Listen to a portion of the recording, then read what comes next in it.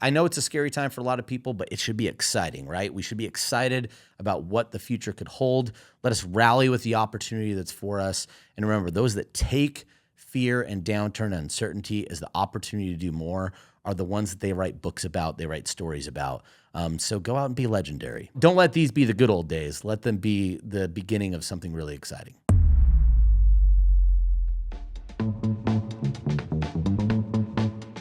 Welcome, affiliated listeners, to a holiday or almost pre-holiday episode of Pillow Talk. Where Thomas and I don't have a guest, but instead we talk about what we want to talk about, what's going on, and interesting topics for your listening and viewing pleasure. Because if there isn't a snack at ClickBank not named Thomas McMahon, I don't know if we have one. The beard is looking a little bit fuller lately, and I like it. In the last week, all of a sudden, like, poof. I don't know if I took a supplement or something I didn't mean to, but I need to trim.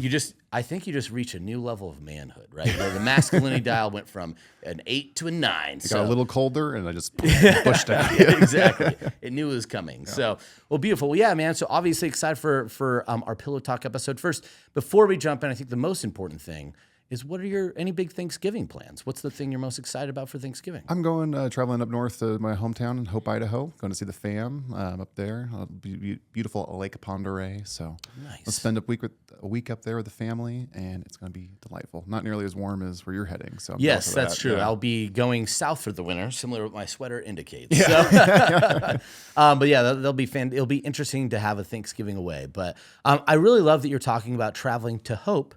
Because today is going to be a little bit about hope as we talk about. I grew up in a very optimistic place. Yes. Now let's bring optimism down so we could inject it up. So, Thomas, why don't you actually tell me what are we going to be talking about today? What are the subjects that are on your mind that you feel like we need to discuss? I don't know. I'm leaning in. I know you got really serious all of a sudden. I know. Well, last podcast we talked a lot about like the offense you can be playing, right? Like why you can be pivoting into some different things if things aren't quite working. I think the natural other side of the coin of that is the defense you can be playing, right? Because there's a good reason why you probably should be playing more defense right now. Defense wins championships, right? It does. I think this podcast is going to be littered with sports references all over the place. Sports ball. But, we're hearing lots of fear out there about the AI bubble that's going to collapse the market. We see the market propped up by like 4 companies, which is, it's been that way for like 5 years now, but just different companies come into those top 5. The K-shaped economy. A lot more debts happening, layoffs are happening, companies are constricting overall across different sectors. Tariffs are doing whatever the heck tariffs do on a weekly basis. There's just a lot of uncertainty in the business world right now. Yeah. And you see that happening with like the rising CPMs we're covering in our market and people just going, I don't really know what to do, but there are probably some playbooks you can follow, some things, some mindsets you can take. What defense can you be playing to make sure you're prepped for 2026?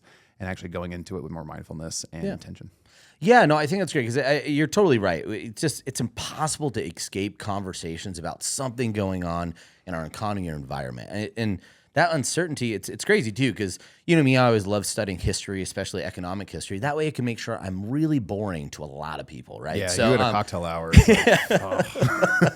That's why people are drinking. But you know, I cannot find a parallel to what we're experiencing right now. There's a lot of funky things going on. We were the tech bubble was before our time, right? So that's what I've heard is the closest thing to this, where you got the tech companies that are blowing up, lots of excitement, and then the eventual collapse of that. And this feels like it might be similar, but still, it's weird because it's not even the same because the economy was still very different at that time frame. I was going back to the Industrial Revolution to see what we could compare then, but without having the stock market at the level it was. It's just very atypical. So all it's to say is not only does that mean from an investing world, from financing, or maybe what you want to think about for your business, but the bigger side is what we do. We sell things to consumers.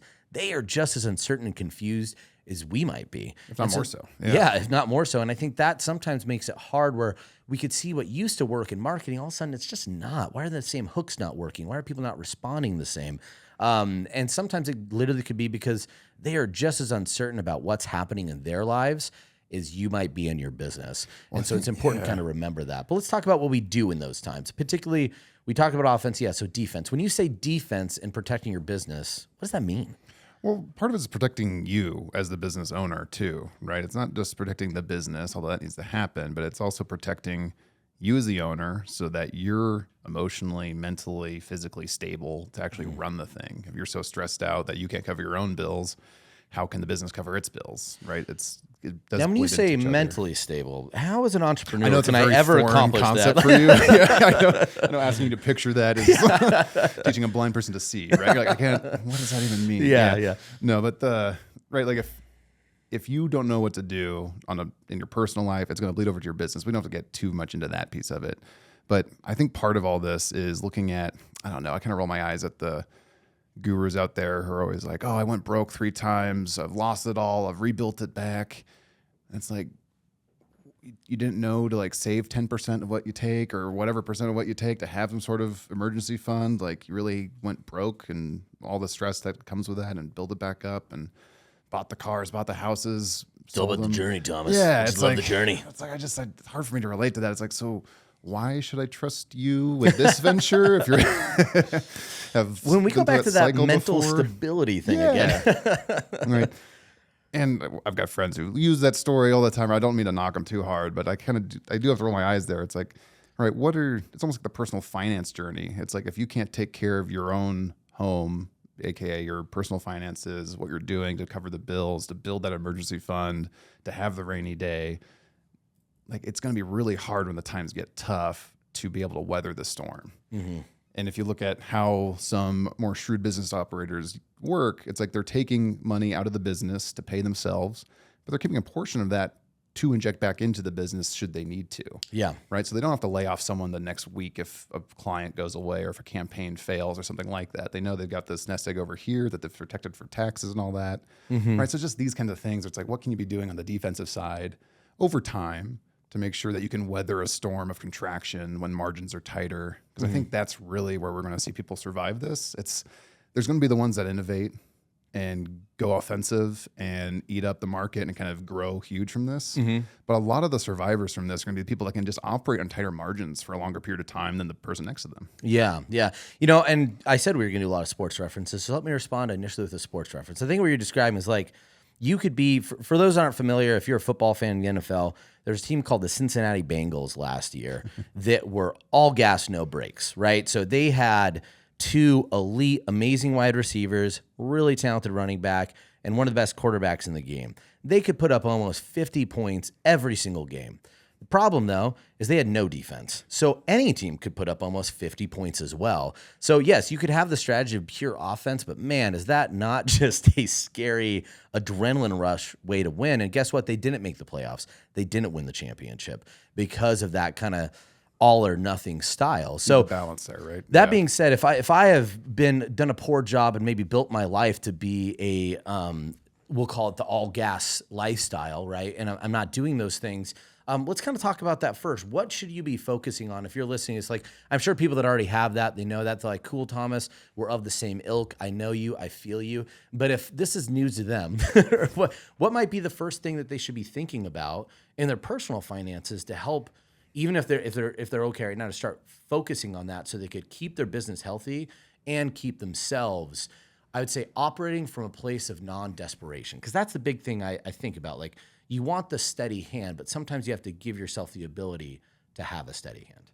Well, I think it depends on where you're at in your business cycle, right? But I think a lot of people think they have to reinvest everything back into the business to support growth, and they almost pay themselves last, right? Like, as the owner, I have to pay myself last. I have to reinvest in the business, whether it's hiring, whether it's ads, whether it's inventory, whatever it might be, right? I have to make sure that I'm growing this business at the deficit of myself, right? Mm-hmm. Like, I can't pay myself until a certain point, and they hesitate to pay themselves, so they have to support and prop the business up. And if your economy of scale doesn't support paying you, you can only do that for so long until it's just a mental drag and emotional drag and really demotivating. And you get into a point where it's like, if there's nothing in the budget sheet to actually pay you, the owner or the CEO, whatever role you're filling, that business is going to be very unstable, right? Because any slight tweak there is going to break it. Mm-hmm. So it's really diving into the economics of your business. Where can you find more profit margin? Where can you free up? Can you increase prices? Is there another service? What can you do? Is there less time you can invest into it? Like, where can you make up some ground there to actually get money out of the business to pay you to cover your personal bills, to cover that kind of stuff? And then once you have money coming in, it's the boring stuff that just takes time and diligence. It's like calorie tracking. Yeah. It's, budgeting to zero. It's figuring out your emergency fund. Like how much cash you want to have aside. It's not just investing everything into crypto because it's going to go to the moon. And sure, it might. Yeah, I don't fault that at all. It's not just putting everything to a brokerage and S&P 500 and letting it ride. Like, yes, do that. But how much are you actually keeping aside to weather the rainy day? Because we haven't had a real rainy day for a while. So I think people got a little on their laurels. Yeah. And it feels like a rainy day might be coming, or we might be kind of Yeah, in it one. might be raining now. Yeah, it right? might be raining For some now. people, it could It's just starting to maybe drizzle. Yeah. So it's like, okay, the best time to plant a tree is 20 years ago. So if you haven't done this, it's not like, oh, well, it's too late. No, the second best time is now. Yeah. But in whatever capacity you're in, putting money aside to actually weather those storms is a great thing to do just for your personal life, the business life, all facets of that. So you can react with less emotion, less fear, and actually be able to, like we talked about last week, look up and out, not just down and at the fire. Yeah, yeah. No, so I think that's key. That's one of the biggest things. I don't know, did we talk about the winter farmer? I don't think so. Okay, so have you guys ever heard, like, it's a really monstrous thing, but it's a really, really common thing that would happen with growth and how people would go and get bigger farms and acquire farms. So when winter hits, harvest is over, maybe it's not so good. What do you think happens to the farmer that failed the harvest and the crops last year? They can't feed their family. They didn't have the basics they needed for whatever reason. They're at a point that they are desperate. And somebody is going to always feed. In downtime, somebody always feeds off the desperation. So they go to the farmer and says, hey, I know you need food, you need money, you need to feed your family. Don't worry, I got you. I'll let you stay where you are. I'll just buy your land, but you could still live there, blah, blah, blah, no problem. Here's the money. We'll talk about it come springtime. Well, of course, they want the money. It sounds great. I don't lose my home. I thought that was going to happen. I could feed my family. Everything's good. Come springtime, they say, yep, just do everything normal. Just harvest it all, blah, blah, blah. Summer goes in. They have a better crop this year. Things feel like they're going great until they come in and say, hey, that harvest, since I own your land, I want 20% of all of it. Thank you so much, right? So, and if you don't like that deal, I own your land, so I could remove you from it, and you don't get to live here anymore. So that idea of sometimes when you find yourself in desperation, you're likely to make a bad decision to somebody else who isn't desperate and who isn't ready. Whether it's buying your business, whether it's taking your home, whatever that situation might be, it is an important thing to know that desperation is somebody else's opportunity. And oftentimes it's not one that feels good to the recipient that was desperate. So I just think that's a really important thing to remember. Feel like, hey, this isn't for me. I could go all offense, but it's been going on for centuries. Whether it's you could go back to Genghis Khan and what he used to do. He would come and say, I'm either going to conquer you or you could give me a percentage of all your earnings, right? So there's this idea that somebody else's desperation is always somebody else's opportunity. So keep yourself from being desperate. So with that, let me just really quickly, for people that maybe struggle with doing that, whether it's the 10%, they're doing the basic things, the eating their vegetables, so to speak, what are some ways or maybe tactics that you could think of that could really help people make that easier for them? It's honestly, it's tough because it's like if you almost, that level of pain has to kind of be at a point where you can commit to making the long-term behavior changes. Like when I started personal financing, right, I was like, I was in my early 20s and it's like, wow, I'm still broke after working at a corporate job for 6 months. I thought my bank account should be going bigger. I was like, why isn't it? Right. And you start learning about it. There's a lot of tools out there, on a personal level. I love YNAB. You need a budget. There's other ones like even just like using something like Empower to even just track expenses over time, just so you can actually see where the money's going and start to constrict. But really, I would reach out to your colleagues out there. Reach out to your ClickBank rep if you have one. See who you have to work with, right? There's a lot of tax advisors out there that can look and kind of that operate as like almost a cash flow consultant in a way to help you realize where the cash flow is coming into your business and out and how could that be better. And that feeds, and a lot of them work on the personal side too, because that's all designed to feed into the personal tax strategy. I can almost start with that. Like, how do I optimize my taxes from an entrepreneur level? You can go that way. The hard part though is that it very much is learning how to work out, learning how to calorie track, learning a new hobby, right? Whatever thing might be. It's just this thing that does take diligence over a long period of time. And you might not be perfect at it. That's okay. it's still that reps that you continue to look at and monitor, and you get better at it. Yeah. So it's not like an easy like, oh, do this thing. It's take a month to commit to your tracking your expenses. Yeah. On the business and or personal side, right? Just where's money going out? Yep. And does it need to do that? In some cases, yes. Some cases, no. And how can you start to tighten that if you need to? Maybe you don't. At least you have more knowledge of what's going out. Yeah. Yeah. I was gonna say one other add-in that I know helped me out a ton: automation. So I definitely struggled with, if I see it, it gets spent far too often. And you see that a lot with What do you mean entrepreneurs. by that? Like if I see it gets Like spent, what you mean is like oftentimes like people think when I have more money, it'll be easier to save, right? They don't realize that we tend just naturally. lifestyle creep is You're fast. just like, oh, I have more money, I could spend more. I could spend Especially when more. you're keeping up with the colleague on Instagram is posting on the cars and the trips and the first class and all that. Yeah. Well, and making money feels good, right? And then we want to continue to take advantage of what feels good that goes along with it. So oftentimes, especially a lot of entrepreneurs, they're so focused on certain things. If the idea of budgeting is if there's money in the account, I could spend it, right? Which is a bad idea because then you're not doing the discipline. So just literally taking things whenever money comes in, the decision, you don't have to make the decision, right? Imagine if you could wake up and automatically be in the gym, right? It's a lot easier to work out if you're like, oh, I'm here. I didn't have to make the step to walk to wherever it is. Are you talking like diverting savings directly kind of thing? Yes. Yeah. Just that's what I mean about it. Yeah. So wherever you're getting your cash coming in through that you use for your spending, a certain amount goes into your savings account, your brokerage, whatever it is. And then you can't touch it, right? It eliminates the decision for you. So again, that was something that always helped me, like early, especially when you're still trying to get a wrap around it and you've done things, you're like, oh crap, I need to stop doing this. And it's a lot easier to just never have it be a decision. Yeah. So just give some other tidbits there. That was funny enough. I remember where I was at, it was at 4 Rooms, and somebody had mentioned that, and I was shocked. Thomas, I was shocked. 80% of the rooms, like, wow, I'd never even thought about that. And like very successful business owners, it was shocking how many people were doing nothing control their own personal finances. So something with automation was the most popular thing because like, great, I don't have to think about that. So just as a good tidbit there. I agree. Now let's kind of talk about defense in the business because I'll be straight honest here. This is one of these things I see.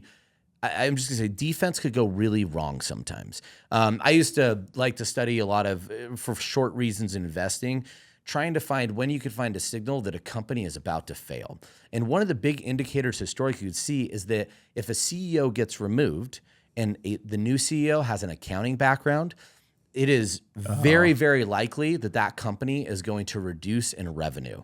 And you might ask why? Well, as an accountant, obviously first I was very offended, but but one of the main reasons is oftentimes an accountant CEO or somebody with that background is put into place to control cost. And boy, do they control cost. So everything becomes a constriction to the point that they constrict the very things that actually grow revenue for the business. Yeah. So sometimes when we talk about defense, you could defense yourself to, again, as a sports reference, looking like, I don't know, the Houston Texans. They could barely score 20 points a game, but damn, their defense is really good. You're not winning anything like that, right? So it's classic. What's the quote? Like, it's like you can't save your way to posterity. Yeah. Right. Yeah. It's similar. It's like you see the companies that, we're constricting. We better fire the marketing and sales teams. Right. It's like, let's reduce our marketing spend. Like, our ad budget should go down. It's like, and maybe it should, but do you want to turn off the pipeline to growth? Like, what's the strategy here? It's like they look at the expenses going out. And that is right. You can't play defense too hard where it's like, oh, these expenses are going out. We need to cut that off. It's like, hold on. Like, what are those expenses leading to? If there's positive return on that, then they're probably good to keep flowing. Yep. But if you don't know, then it's figuring that out. Yeah. So I think one thing, spreadsheets are valuable, but don't create a defensive plan based solely on a spreadsheet, right? So you might think, hey, I need a 20% reduction in overall expenses. That is not a unilateral. Every single department or section of my business needs 20% less.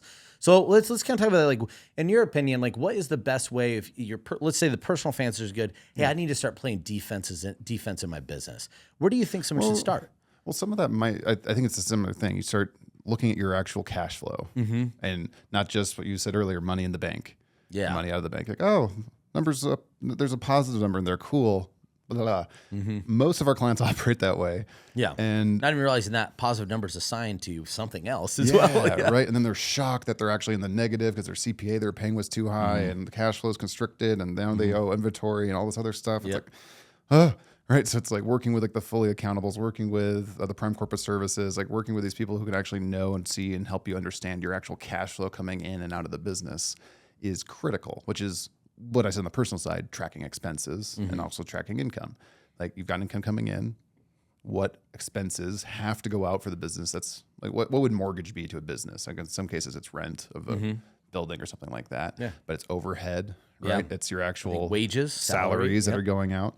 And there's some fixed cost to operating that business. Your salary should be in there too, right? If you can't pay yourself, what are you doing? So, I really like this volunteer business entrepreneurship thing. But there's going to be some fluff. There's going to be some softwares you signed up for that I thought were going to be great that you're paying $500 a month for. And you're going, oh, we haven't touched that in 6 months. Do we need that? Like, right? There's going to be some of that fluff in there that you can start to trim. And the hard conversation too is there's going to be some people, right, that you probably need to trim if it is a constricting market that you're in and your business is constricting a bit. Yeah, it's gonna go, okay, our EBITDA does not support this headcount, and just say what EBITDA is for those that might not know. So there's probably some the earnings before income, taxes, debt, and assets. Right? Yeah. It's a long metaphor or acronym. Okay, yeah. And so it's like, here's the actual cash, not just the cash. Here's the actual profit I have in the business. What is it actually going to, and what can I do with it? And that's where it's like, okay, there might actually be some, I hate to use this term, but like fat to trim, where it's like there's inefficiencies on the operations or the procedures or the people. And that's when you start looking at what has to happen in the company for the company to maintain or grow. Who can do those things? And then the people you're not really sure about might be a sign of, okay, those people, it's time for them to find something else to do. And the other, I saw a good quote recently. It was something like, if you wouldn't enthusiastically rehire this person, it's a good gut check on just like, okay, like that's probably not the right fit anymore. Right. Yeah. And that could be tough. I know these are all tough decisions, really tough, but I think one thing to think about, like what you said, it's the big message here is if you need to reduce cost, think of where do we increase efficiencies? Where is the money being efficient? It should be a focus on efficiency of spend, less actual spend. Because there might be some of your spend that, like, let's go back to media buying. If media buying might be your biggest expense, there's a good chance in a lot of our clients' businesses, either what they pay affiliates or what they pay in media is 100% the largest cost in their business. So it's very tempting to go, well, what if I just reduce that? Because it's costing me a lot. But that's the only thing filling the top of the pipe, right? If we go back to like personal finance, hopefully your mortgage is one of your largest expenses. But you can't just say, well, I just got to reduce that, like that might be very challenging. You need somewhere to live, right? Or food. I'm like, well, I should probably eat, right? There's just certain things that are challenging to maybe get away from, and you shouldn't, because then you're going to be less efficient, less productive in the things that you need. But where are those expenses getting inefficient? I think software is a big one. There's a lot of people that waste a lot of money on software. Well, Harper, right? It's like, depending on where you're at in the, like if you're at 0 to 1 million or 1 to 5, right? There's going to be softwares that you've used that got you to a certain point that are now inefficient to what you need to happen in your company. Which in some cases might mean actually spending more on a software to be able to do more better things faster. Like I said, the efficiency to gain that. And that can be painful because it's like, oh, okay, this is actually going to cost twice as much as the old software, but it allows us to do 5 times as much and whatever it might be. So that can happen, but it is just like there's going to be so much bloat that you've accumulated over, oh yeah, we need that. Oh yeah, we need that. Oh yeah, we need that. Going, wait, what are we paying for? Well, and sometimes too, it's something as simple as you might be using 5 softwares that all feel individually economical enough to do one thing, right? That one software that's probably twice or 3 times as expensive as any of those 5, but guess what? It does all of that and better than what those 5 do. So it's efficiency. So I think that's the way that you should look at all these things. Now, this is something we'll actually reference the last episode. I'd say, well, how do I know if it's the right thing or the wrong thing?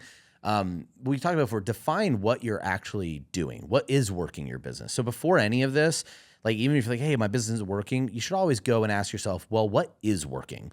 That's a big thing I see a lot of businesses just miss. And then double down on those things, because you want to make sure you're putting your spend in the right places so you don't become a CPA CEO. Don't be a CPA CEO, right? And I'm sorry, CPAs, but I was an accounting major. I know we don't want to be this way. Yeah. So I say that out of all honesty. We need them to help play some Yes. defense in the company. Of course. Yeah, They're great. They're great to be the wet blanket for all of your dreams, and you need them. But don't make that the driver of everything. Remember, there's bright spots in your business where you want to double down, invest more. And then really, I think it's a reverse engineer. Find what is growing the most in your business. Find where you feel your most opportunity is, and reverse engineer your efficiencies from there, and funnel everything through. And I think I brought this up last time, but I think when you have that vision and you have that focus of something that looks good, even in the rainiest and thickest of storms, it's the guiding light, because every action you take goes to what you know is positive. Right. So if we'll use like a lighthouse reference. So you're in a storm, you can't see the coastline, and you just know you need to go in that direction. Everything else is going to be signals that tell you no. But if you focus every action towards the one guiding light that you know is positive or you think is, you're going to find yourself safely to shore. So as we get through these times, I think that's the biggest thing. If you don't know what that bright spot is, most importantly, define that first and reverse engineer every action you take towards the guiding light or the lighthouse in your life. And that's like, I find it's like, okay, well, how do I even start to do that? Because I'm just swamped. Like, this is where spending some on time with a consultant or a coach who's got a macro view of a lot of different clients, who's been in the space for a long time, right? That can get you that clarity much faster than you just guessing and trying to figure it out. Yeah. Some of the best questions, they might not have the answers, but they'll ask you some tough questions like, why are you doing it this way? I don't know. We've just figured it out that way. It's like, well, okay, have you tried this? Have you tried that? They'll see different operational inefficiencies you're not even aware of because they've had access to other types of companies. That's where I think roles like yours as the business development manager at ClickBank are so valuable, right? So if you're, because you've seen into so many businesses that you kind of can see the pitfalls that they're likely in and not aware of it, or about to be in. And you really need to talk to this person over here. You really need to solve for that before we solve for scale. You can see all these things that are going to be causing issues or currently are that you can help guide them out of. Yeah. I mean, I just to plug another episode. I go back and listen to the episode we did with Yana Lee, and she'd be a fan. I would be like, to me, if you feel like you're just not sure where the best part of business is, right? Spyglass Ops. Yeah. I would 100% go reach out to her just even to get a consult, right? Have somebody evaluate your business. The one thing I'll say, though, if you let somebody evaluate your business, listen without pride and emotion. Because I say it's you're likely to feel, we're going to quack this. You're likely to feel after that situation happens. You're going to feel dumb. You're going to feel like you should have known. This is something that shouldn't have been obvious to you. And it's tempting to just take that pride hit and push it away as somebody doesn't know enough. They don't know what they're talking about. Well, we've seen it that like I find anyway, disagree where you like here, but it seems like with an archetype of entrepreneur who's had initial early success in their career, they think they know everything, right? Like, oh yeah, I'm crushing it. I'm doing great. Nah, they can kind of like, I'm just going to keep doing this. And almost inevitably, we often see those people kind of rise quickly and then fall off a cliff and then slowly kind of build back over time. And the people that have done that a few times are kind of we're talking about who go, okay, I actually have learned from my mistakes, or I need that outside kind of view in, or they start going to masterminds to get that, or they just start doing some different things to get those outside perspectives and avoid those mistakes that they're not aware of. Mm-hmm. You know, we had John Raleigh in here just yesterday, and he said something that really, really stood out to me. He says, hey, I was a really bad student, but I got really good just listening to people around me all the time. Business helped me be successful. But he's like, I didn't have pride when people told me, hey, this is what you should do. And he's like, okay, listen, like just listen. And I think there's something really, really valuable about someone that's gone through a lot of ups and downs and found themselves ascending each time, is just remember that failure is just a lesson. And if you're not open to receiving it, truly the most special thing about that early successful entrepreneur isn't that you knew everything. It's most likely that you knew some things and you took action, right? And that's a skill set that you've already proven you have. Don't forget it, because that's really the powerful thing. Entrepreneurs see opportunity, they learn something, and the biggest differentiator, we've met so many. We've met successful ones, we've met unsuccessful ones, and we've met people that never even tried. And you know the biggest difference that I see between the most successful entrepreneurs, the one common thread that makes them truly special, truly, truly special, is they're willing to do when somebody tells them something. They're not prideful. They'll listen to good information and they hear it right? and they go, oh, well, I'm just going to go do that now. And so many of us never even try. So many of us. So don't think that you know everything, but know that you're at least somebody that could do. And that's the most impactful thing. Just take that and then continue to absorb and learn and have an attitude of like, I'm too dumb to even be here, but at least I try. And I think you'll find that you know, if you bring that consultant in, they could fix your business. And, you know, even if it's not the exact idea, even if it's not the exact idea, they'll help you see the problem. And if you might know a different solution, great. The value is that they pointed out the warts that you couldn't see.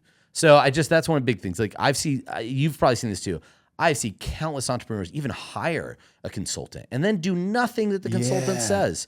And then they'll just complain about the consultant. And I hear what the consultant says, like, that was actually really good advice. And their business just, you know, so if you're going to do it, remember, be humble, be willing, just at least hear them and learn from whoever it is. It might not be the action that you take, the same action might be the same, but I guarantee you they're going to give you and point out something of value. Yeah, I'd say what you think your biggest problem is in your business is probably wrong. Right. Yeah. You think the problem is X, it's probably layers deeper Z, right? Yeah. It's like, no, the problem isn't traffic. It's your inability to spin up fresh creatives quickly. It's your inability to execute on these processes, actually get the traffic in the first place, right? Whatever it might be.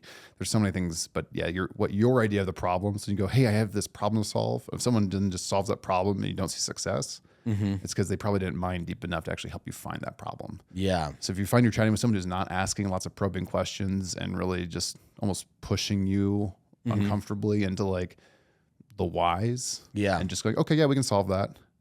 Pause and probably go chat with some other people too. Yeah. And his name is escaping me. It's a great example of this. It's Francis. It might be a different first name. I just can't remember. But he does a lot of basically like saving businesses. And that was one of the biggest things he talked about. People come and say, well, this is my problem. And he knew almost a 99% of the time that wasn't the problem at all. Give like a health reason. I'll never forget this episode of Frasier. I don't know why this sticks out. Okay. Yes, we're going to go really way back. Sitcom, deep pull. And it's because Niles was complaining about a toothache. And come to find out, I was not aware that tooth pain is actually a very big indicator of a cardiovascular event about to happen. So precursors to heart attacks is oftentimes tooth pain. Why the F that is? Wow. He thought I had my tooth hurts. I'm okay. I could just hold off on this. And it actually was a sign of a heart attack. And so that's not, I know that was TV, but that's a real thing. That toothache's tied to those types of things. And I don't know why that just stands out to me, maybe as a stress response of not wanting to have a heart attack. And anytime my tooth hurts, I'm like, I'm about to die. But that's why you go get expert counsel. Yes. And so that's the point. Hey, this might be an issue.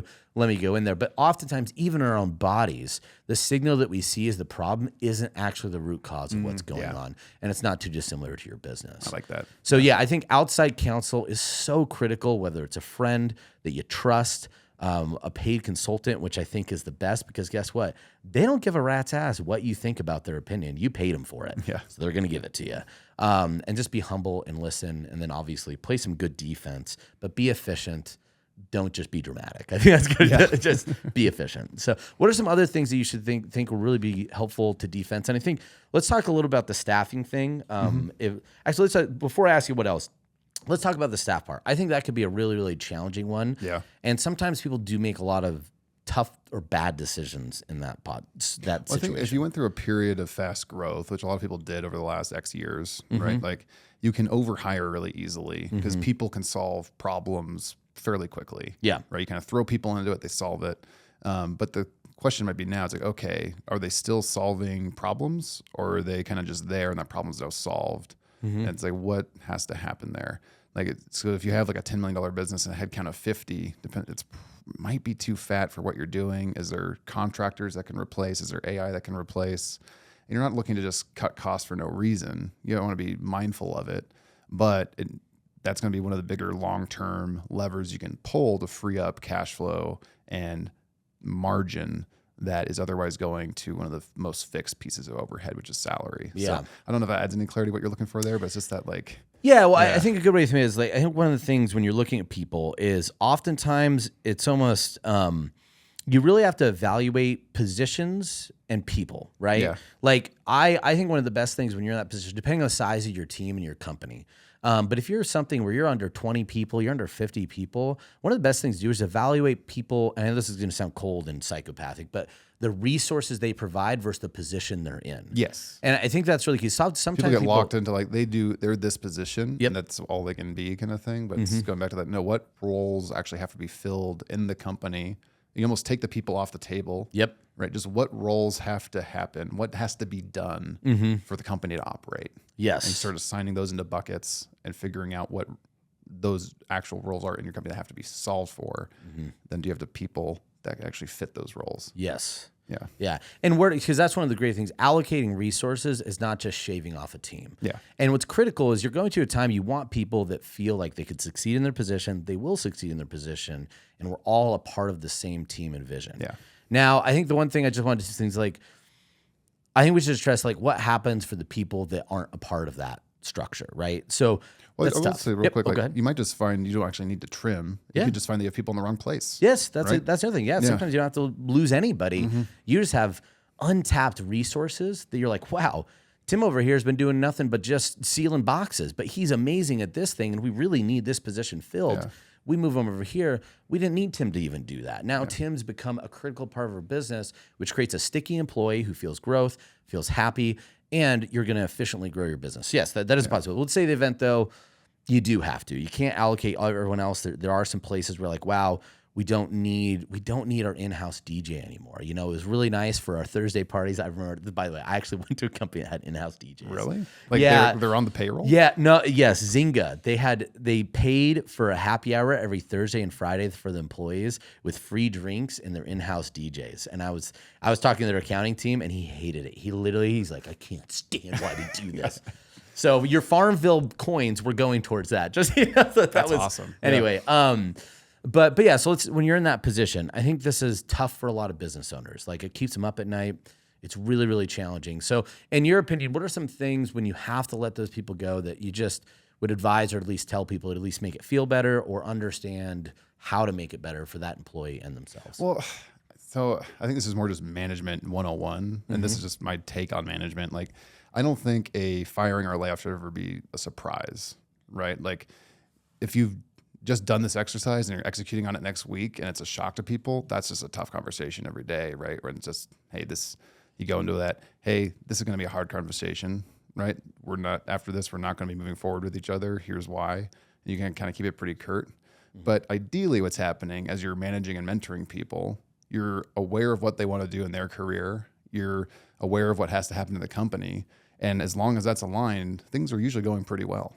And as things start to drift, either they have different ambitions or the company is growing differently, those conversations are happening in real time on regular cadences, on weekly or bi-weekly check-ins. And when those aren't happening is where you see people get really frustrated on both sides and that communication isn't happening. So it's kind of that service-based leadership and mentorship and management.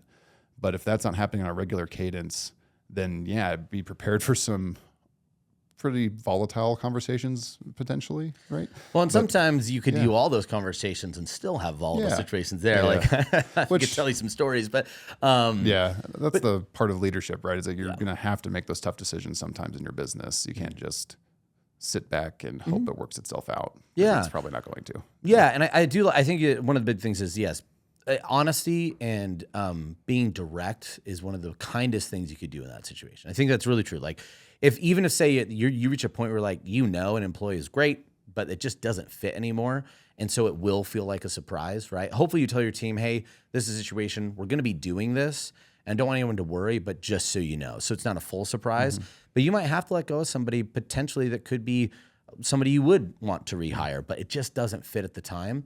One thing that's really important to remember is just be honest about it. Be not curt, but honest, direct, and also know that if you kept that person and they did not fit into your business and they couldn't do what you needed them to, I don't know if a lot of people have actually experienced, watching somebody be in a job that they can't do.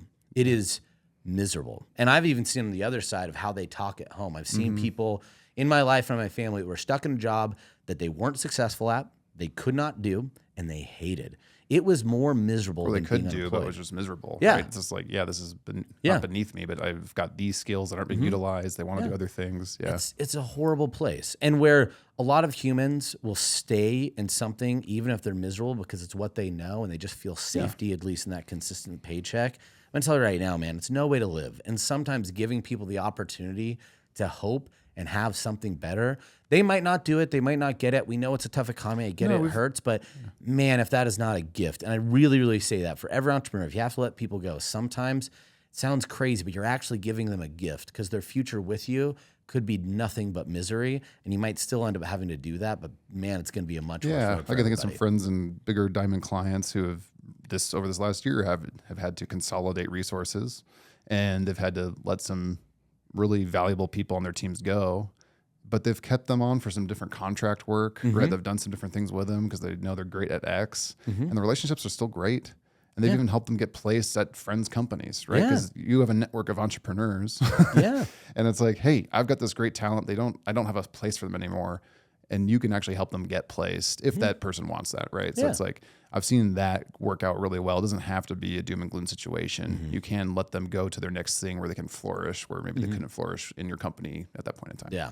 No, I agree. And so last thing I want to finish on, I think this is actually one of the big things is one thing we don't always talk about if you have employees and even for yourself in these times is what do you do with morale and motivation? It could be real tough, right?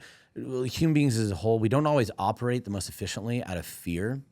But like that, these types of decision situations often generate a lot of fear. So in your opinion, Thomas, like what do you think are some of the critical things that you should do to kind of combat and I would say deal with that motivation or potential, kind of just feeling of despair and people start getting scared and maybe they don't extend themselves or maybe they extend themselves too much, right? Yeah. Like how do you kind of combat that so you don't create a sinking ship feel? And I hate to use that term, but oftentimes it starts to feel that way even if you don't want it to. Right. That's the thing you want to avoid. You want to avoid the perception of a sinking ship, and then you've got everyone trying to get off it. And you do a few tactical layoffs or whatever, and all of a sudden you've got notices and everyone, you're like, oh shoot, no. Yeah. You want to retain your top talent and the people that are great for that role. You want to retain that as best you can, right? And not just all of a sudden be left with a skeleton crew and you're floundering in a different way, right?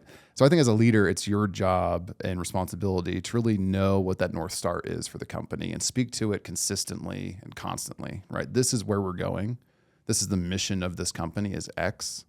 And this is the strategy overarching. You don't have to get in the weeds on it every single time, right? But this is the strategy and how we're getting there. And if people have that and they can point to that, and that's the North Star and all these other metaphors for sailing that we're using now, if that's what you're doing consistently, that's what your leadership team's doing, you can all point to that and hold each other accountable to it. That's where a lot of these conversations can be framed around. It's like, hey, we're making this pivot at this company because we're getting off track and the North Star is this, and we're going to realign ourselves to it. And that's, if people have confidence that you're confident in where you're going, it's going to go a lot further than just fear, uncertainty, and doubt and all the FUD that happens with that. Just like, what's happening? I don't know. I heard X. Yeah. So I don't know. I believe in, we'll call it radical transparency to the best you can, right? I believe in speaking to that North Star and that consistent messaging from leadership and leadership teams down that are delivering that and staying aligned to that helps really anchor the team to, I trust and believe in where we're going. I'm not going to get blindsided. And if they do have to make a tough decision, I understand why they're going to have to do that. Yeah. I think that goes a long way. No, I couldn't agree more. And I think this is sometimes really, really tough for a lot of entrepreneurs and leaders because we build this idea in our head that we have to be perfect all the time. And if there's a feeling that, hey, things haven't gone well, and if we admit that, it's like, oh, the team's going to lose faith in me. Couldn't disagree with you more, right? And if you actually study, so like a lot of the leaders that do a lot of things, whether it's the military, whether it's sports, whether it's figures of countries in times of war, the most amazing speeches talk to the level of things aren't good, but they're about to be, right? I'm being honest and open, and I have a plan, and let's go after it. So I think a lot of people, like to me, it always looks like if you feel good, you've gone through what we talked about before, you found what the North Star needs to be, you've figured out your efficiency, you've done the hard work, and now you're ready to rally. Even if you do this before the hard work, like you know you're going to be going into this, it should always feel like something like, hey, right now, I'm going to tell everybody. We could see if you're sharing numbers with them. If you're not, I'm just going to share the numbers now. Now is the time to show them this is where we are. This is where we wish we were. And now I'm going to tell you where we're going to be and how we're going to get there. But you need to let everyone know. But like, listen, I have the utmost confidence because if you're here hearing this conversation, it's for a reason. And I have a plan. And we don't hire people for good times. We hire people for bad times because those are the times that we rise and we learn and we get better. So knowing that today work is going to be hard, awesome. Things are going to be challenging, great. We're going to do different things and we're going to stretch ourselves because that's what you were hired to do. And we're going here. So come along with me. I would encourage all of you to have some sort of conversation like that. Now, it doesn't have to sound pretty. I know I like to pretty talk and make something that sounds grandiose, but it could be simple. It could be a simple message. It just needs to carry that rallying point, and then you go back to leadership. You could bring people in there, and you could shift that morale, and then you lead through it every single time. Everything's the North Star. You're constantly talking about where it's going. All your things funnel towards that, and the team will move together. And I think you could see some really impressive things happen with it. And I'd actually encourage you, study great speeches. Yeah. Go look at them in history. Look at what, whether it's freaking, Lombardi, if you want to go to sports, if you need to find like Obama's John first Wooden, campaign, right? Like his speeches in that campaign. Yeah. Presidents, Winston Churchill, I don't care who you go after. Maybe stay away from dictators, but still, there's some good speakers, right? Pretty motivating. They know how to drive a cause, But like truly, like go and do some of the stuff. Inspire yourself. Didn't mention cults there. Yeah, but less speeches. Yes, more, yeah. It's a little bit. It's a slower knife there, but yeah, no, like literally study that stuff. And I know sometimes it sounds crazy, but I think people lose sight that there is actually immense value in having that moment with people. Now you have to do a lot of follow up afterwards, but when people are scared and uncertain, why do you think people grab their attention? They're looking for someone to make them feel clear. And if we want to go cult, right? If you give me clarity and purpose, but if somebody, a charismatic figure gives you clarity and purpose, you will follow them in all sorts of ways. You will give them your all. And that's what you really want from your team. So that's the last thing I'd leave people with is going through these times that feel a little bit rough. Remember that right now, and you might not want to accept this, if you have a team, that means you have a lot of people looking at you to be that beacon and to be that light. Don't run away from it. Embrace it. And if it's not you, it better be the closest person to you or somebody a part of your team that could deliver that message. Because without that message, I could almost tell you, you will not get the success you need. You could set all the systems in the world. But when you start making those decisions, and we just talked at the beginning, the overall uncertainty in this economy, people won't give you their best if they don't feel like you're rallying them to the direction they need to. They need that clarity right now more than ever. If you give it to them, you will get the most. And I guarantee you on the other side of whatever it is, we're all going to be toasting champagne and be happy and look back and, man, that time was crazy and I couldn't be more grateful for it. Versus those are going to be drinking whiskey and remember when before that time, I wish we could go back, right? Oh, right, yeah. So don't let these be the good old days. Let them be the beginning of something really exciting. I love that.